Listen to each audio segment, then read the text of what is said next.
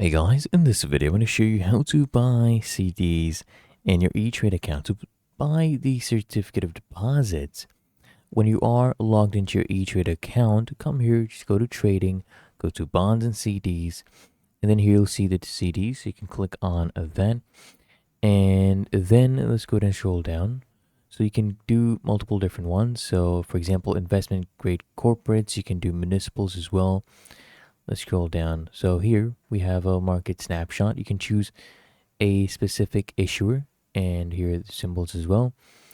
You can see, so if you click on either of those, you'll see all the different, coupons they have, the interest rates, the maturity, right? You'll see the price, the yield, and if you want to buy, you just hit buy right here and proceed with the on-screen instructions. Really that easy.